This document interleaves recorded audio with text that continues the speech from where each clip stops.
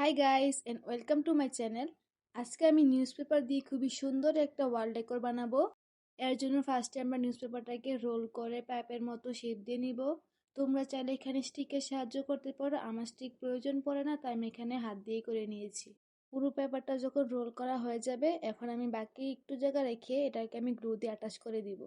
আমি সেম ভাবে আরো অনেকগুলো নিউজপেপার রোল বানিয়ে নিয়েছি। এরপরে রুলগুলোকে আমি গ্লু এর সাহায্যে অ্যাটাচ করে দিয়েছি। এরপর আমি এখানে ব্ল্যাক কালার ইউজ করছি। আমি ব্ল্যাক কালারটা পুরোটার মধ্যেই করে নিব। আমি কয়েকদিন আগে ক্যাপিবারা স্টিকার কিনেছিলাম, আর স্টিকারের পিছনে এটা ছিল।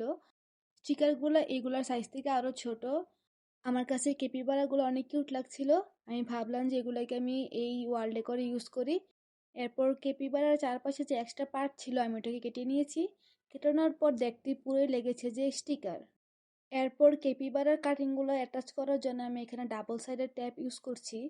ডাবল সাইডের ট্যাপের এক পাশ আমি কাটিং করে নেওয়া ক্যাপিবারার উপর লাগিয়েছি, আর আরেক পাশ লাগিয়েছি আমার রেডি করে নেওয়া ওয়াল হ্যাঙ্গিং এর উপর। আমি এই সেম প্রসেসে বাকিগুলোকে সেম ভাবে লাগিয়ে নিব। সবগুলো লাগানোর পর এখন যে মেন যে জিনিসটা লাগবে সেটা হলো ফেরি লাইট।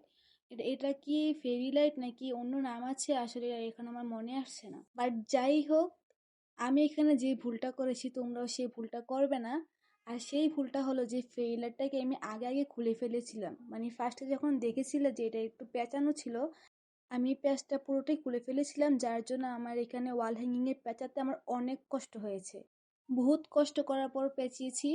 এই লাইটের ব্যাটারিগুলোর মধ্যে কিন্তু একটা কাগজ থাকে, এই কাগজটাকে সরাতে হবে।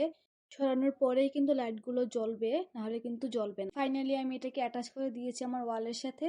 ভিডিওটি ভালো লাগলে লাইক, কমেন্ট এন্ড সাবস্ক্রাইব।